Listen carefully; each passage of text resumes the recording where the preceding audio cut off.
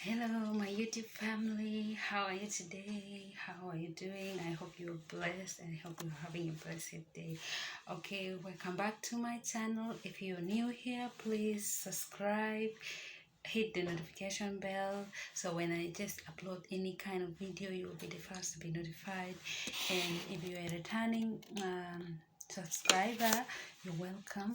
Today, we're going to talk about how God comes to your rescue when you are at your least, when all hopes are gone. Okay, I'll be speaking and I'm just trying to keep my voice low because my baby's sleeping in the other room. I don't want to raise up my voice. She will just wake up and scream and spoil for me the whole video, and maybe I'll not finish it. So bear with me. I hope my voice is audible and you can hear me. Okay, all right, so today we're talking about how God comes to your rescue when you are at your least. When you are at your least is when you are more vulnerable and it's when you surrender more. Okay, so according to the Bible, we can see that in Bible verse Luke 23:39 to 41. Okay, it talks about Jesus and the two criminals that were crucified. Okay, so one of the criminals told him on the cross, and I'm not saying the exact words that are in the Bible, but I'm telling you the idea. You just go and read the Bible verse that I just gave you. Okay, so one of them told Jesus, "Aren't you the Messiah? Why can't you rescue us and rescue yourself from this?"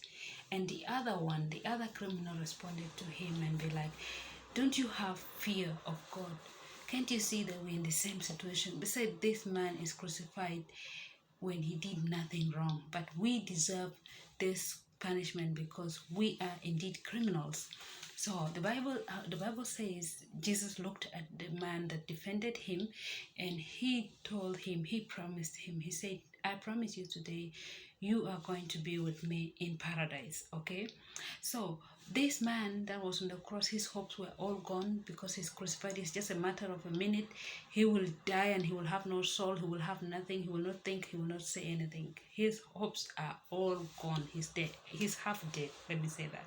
Okay, but then Jesus came to his rescue. Even if he will not live by flesh, he will still live by spirit. And the Bible said, "Do not fear what will kill your flesh, but fear what will kill your spirit." So which one is better? I think he got a better, a rewarding rescue than rescuing the flesh. Okay, we can also see in Proverbs chapter 23 verse 27 to 28, and this one, okay, I'm not very sure about it, but it talks about storm. When the storm came and Jesus was in a boat with his disciples, and a storm came, a very heavy one, was trying to shake the boat and all that, and the other disciples tried to rescue the boat, and the water went on so wild, and they were racing, trying to engulf the boat, and they screamed out because they saw all their hopes were gone. They could not rescue it. They could not rescue the boat. They could not do anything, and they were seeing the waters getting so wild, and all their hopes are gone. They think they would die, and they cried out and they say, "Master, can't you see we are perishing? Wake up, Jesus, we are perishing." And Jesus, according to the Bible, Jesus woke up and said, "You men of little faith." And he spoke to the storm and said, "Peace, be still." And the Bible says all the waters gone down. Okay, gone down, and there was no more wild water. So these people were rescued, and they were at their lowest. Okay, another one I could bring an example of the prostitute. If you can remember the story of a prostitute. Okay, the Bible say a woman was caught in the act of prostitution, and that was abomination and is punishable by death in those old days. Okay, so this woman was dragged to Jesus, and she was thrown under Jesus' feet, and Jesus was told, "Look, we found this woman here in the very act of fornication. So we are going to kill her now. What's your say?" According to the Bible, they say Jesus picked something and wrote down. And everyone was like, "What's he writing down?" And the writing, he says, Jesus says, if you know that you have no sin, cast the first stone onto this woman. Everyone looked around and just dropped down their stones, because everyone knows that they are sinners in their own places. Okay, so Jesus asked the woman, where are your accusers? And the woman said, they are no more. And Jesus told her, okay, if no one judges you, neither do I judge you. Go and sin no more. Do you know what this woman was thinking when she was being dragged all over? From wherever she was caught by these people up to where she reached Jesus. She have lost all hopes, because she knows in their society those kind of acts are so unforgivable. Okay, once they caught you in such act, definitely you will be killed. That is your sentence. Okay, so Jesus came to her rescue at her least point. All right, so let's not think that these things happen in the long ago places, like in the Old Testament, like in the Jesus time. No, these things happen even now. If you have faith, even now it happens. Okay, sometimes even if you have little faith, but he just helps by grace. Let me tell you one story. I was once in when I was in China studying my master's, so I went for holiday in my village for my engagement. Okay, so I went to the village, and it started and that season was rainy season. It was around August, so it rains every day, and that place is so muddy. So there is no airplane that could land in that place to bring me back to the city. Okay, so I stayed there. I missed airplane like 3 times. I could go to the airstrip. They said the airplane is coming. I go to the airstrip, no airplane. I go to the airstrip, no airplane, for 3 good times. Okay, and my time for going back to school has come. I'm left with only like 3 days. Okay, so I was trusting myself, because I had the money, I had everything, and my engagement is done, and I'm so happy. Now I'm going back to school. But the devil said, no, I'm gonna keep you right here. You're gonna go nowhere. So I stayed there until all my hopes were really gone. There is no car that you can move from Akobo. Those who know our villages, you cannot move by car except by plane. Okay, there was no routes. There are no routes. Okay, so I lost hopes like completely. One day I just went to the airstrip. I sat there.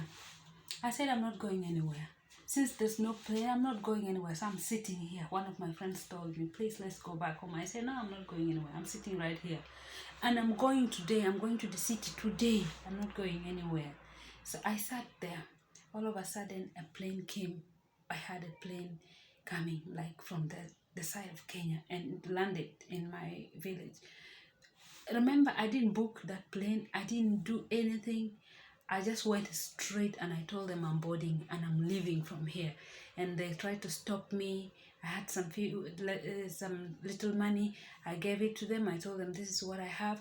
And fortunately, for me, there was someone who did not come, who was supposed to go with this plane. So I had to replace that person. So we went to the city, and remember, it's another city now, another country, not my country. That was Kenya now. So I got there. I was arrested. I have no visa. I just boarded and went. I was arrested, and I was told that I was going to be deported. I said, no, please don't do that. I'm a student. I showed them my IDs and all that. I said, I'm left with very few days to go back to school. Please just allow me to go. So they said, okay, they're going to allow me to go. So it was faith that brought that airplane. Okay, so I came. When I reached some village, it's called Kapoita. I came, and then I got they released me. I got a bus. I came to my country now at the border. So when I got to a village called Kapoita, I was told that the road is not good for going to the city. Okay, so I heard that people were killed on the way, and I was told, please don't go and all that. All right, so I said, okay. I just had to put off all my phones, because I was afraid if people keep calling me, it would cause me more fear. So I had to put it off. Guess what? All of a sudden, like in 10 minutes, I said, let me call my other cousin in Juba and try to ask how things are. He told me, I have money here sent to you for your transportation. And there is an airplane going right now at 10. That was around 8. So I told him, please run to the airport and get me a ticket. My cousin ran to the airport, got me a ticket immediately. So the airplane came. As soon as it landed, I was running from where I was staying in that town to the airstrip. When I just got to the airstrip, I was the last. Me and my girlfriend, my other girlfriend, whom we met at that city, at that town. Okay, so we were the last people. We were told, please get in. The airplane is going. We got in and we flew off. Okay, so all my hopes were gone, but then God came for my rescue. So I'm telling you, always when your hopes are gone, be so vigilant. There will always be rescue. Don't ever give up on asking God for rescue. Till now, I have to go. My baby has started crying and she can cry like crazy. Please like this video if you like it, and please subscribe. Until then, I'll see you again. Bye. Peace.